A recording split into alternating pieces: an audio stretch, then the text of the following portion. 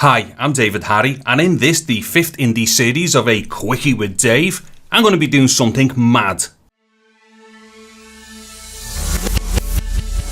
Okay, so for those of you out there who've always been wondering what's it like to use a high quality studio condenser XLR microphone as a mobile vlogging mic with a mobile vlogging rig on an Android smartphone, wonder no more, because I'm about to play you 4 of my preliminary microphone clips, which include 2 takes with the Saramonic Smart Rig and 2 takes with the IK Multimedia iRig Pro.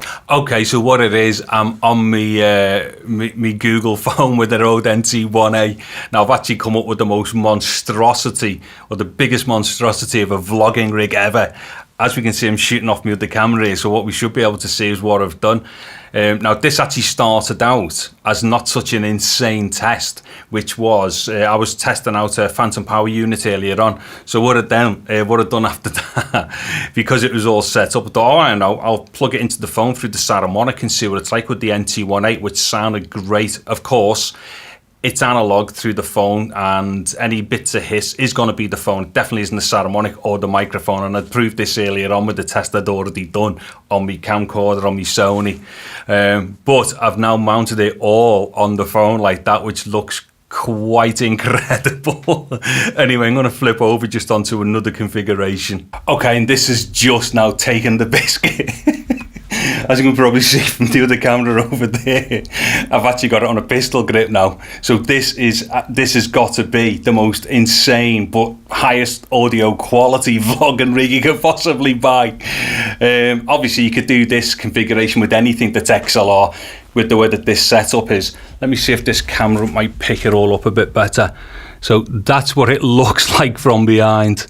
So there's all the gubbins in the system, and then if I turn it round, there we go, that's what it all looks like. Okay, so what I'm going to do now as part of this test, because I might as well do it, because obviously there's a bit of analog kind of interfacing, and the noise here is definitely coming off the phone, any hiss. But what I'm going to do now is use an iRig just to see what the differences are going to be like. Okay, so what it is now, I'm on the iRig. Now I've got the dial set to about, or the gain position about 2 o'clock. So I've got a feeling this should hopefully give me a little bit of latitude. Now what it is, I've not actually tried this configuration before, and as we can probably see by the other camera there, it's all kind of dangling off. So what I need to do is find a way of connecting the iRig. Now the thing is, the iRig is hopefully going to be better than the Smart Rig.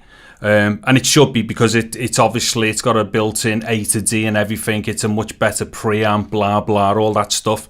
And unfairly as well though for the Smart Rig, because if this were another system, the Smart Rig would stack up very well against the iRig. The problem is that it's the phone's interface that's the problem, the analog interface, which will hamper the Smart Rig. Okay, so I think one more nutty test and then I think I'll call it a day. Again, this is the iRig, and for want of a better phrase, I'm like handheld vlogging with it. I think we see from this camera. The only problem is I've not put this on the pistol grip this time, so I've literally just kind of, picked it up by the tripod. Just, it's only for me to get a gauge, because this is absolutely insane.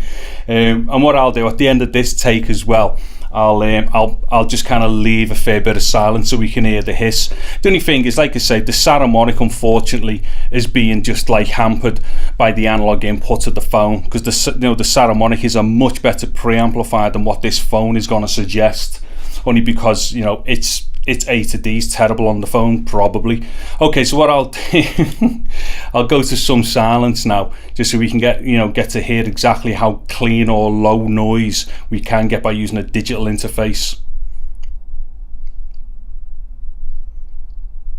Okay, so hopefully people found them 4 clips there from my preliminary testing something really funny and entertaining, and quite possibly has answered that long burning question of just exactly what does an NT1A sound like as a vlogging mic on a vlogging rig with an Android smartphone. And just a couple of quick tech points. During the test, 2 of the takes were done on the Saramonic. They used the headphone microphone inputs on the phone, and the other 2 takes were done on the iRig, which then gets plugged into the USB interface on the phone. Anything plugged into a phone via its headphone microphone socket is subject to the phone's analog to digital conversion and usually a ton of dynamics processing. That's why the Saramonic may not have sounded so good compared to the iRig, but the Saramonic is a brilliant preamplifier, and anything plugged into the USB interface such as the iRig is not subject to the usual problems associated with the headphone microphone socket, so therefore will probably sound a bit better again. Anyways, I've been David Harry. I'm now off to play with my Stormtrooper. So the last thing that remains for me to say right now is thank you very much for watching this video. Take care and goodbye now.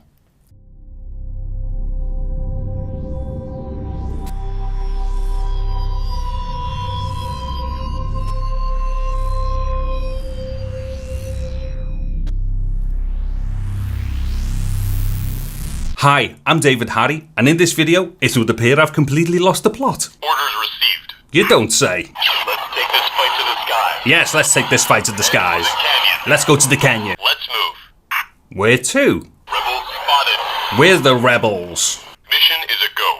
Yes, it is, Mr. Stormtrooper.